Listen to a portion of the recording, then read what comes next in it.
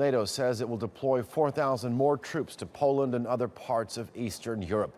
NATO's defense ministers are meeting in Brussels with Russia top of the agenda. The deployment is the latest move to deter any Russian show of force in the region.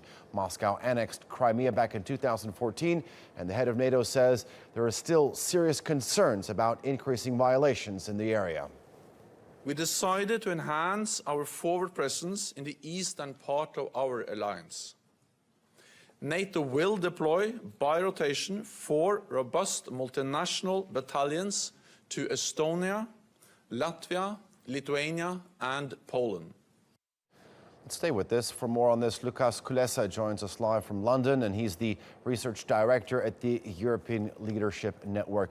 Lukasz, thank you very much for joining us. Now, it seems the tension between Russia and NATO over Ukraine has been overshadowed by the events in Syria, but it's in this sphere where tensions run much deeper, right?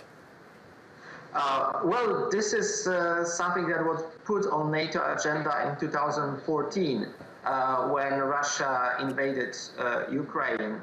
So from that moment, countries at the Baltic Sea region, but also countries like Romania and Turkey, started to ask questions about NATO's ability to deter aggressive Russian actions. And the solution for the northern flank, the Baltic Sea region, was to put there additional troops, which would come from a number of NATO countries, as a visible signal that in case of a conflict or in case of a crisis, these countries would not be left alone, but from day one, there would be soldiers from other NATO states actually stationed on the territory of these countries. Okay, now 4,000 extra troops being deployed in Eastern Europe. The Russians have also announced their own snap drills. Is this tit for tat a coincidence? Well, I don't think so.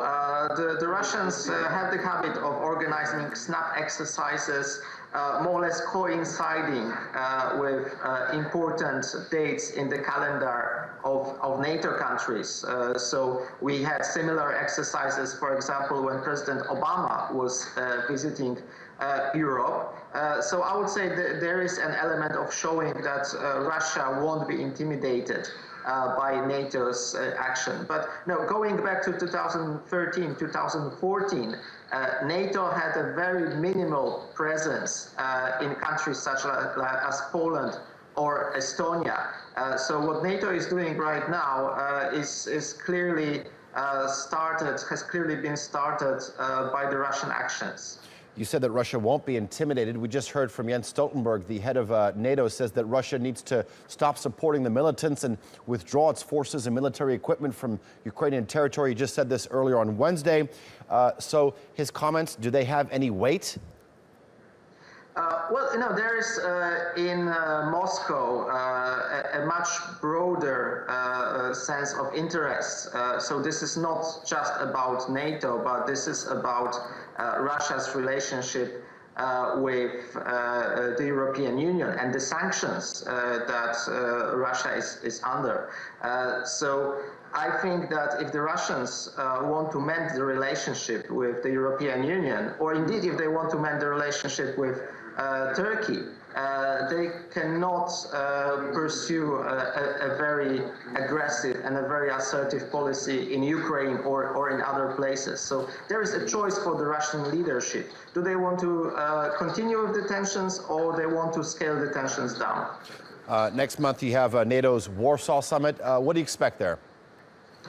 Well, I would expect, we can say, a blessing for these decisions that the ministers of defense are taking today in terms of this forward presence in the Baltic Sea area. I would also expect some decisions about the southern dimension, so strengthening the Navy presence in the Black Sea.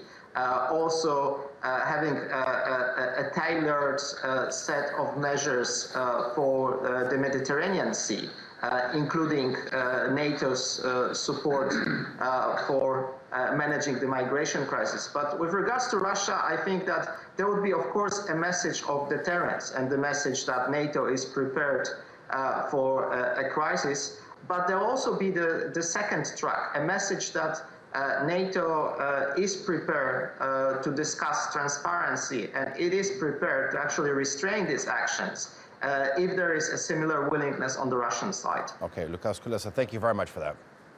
My pleasure.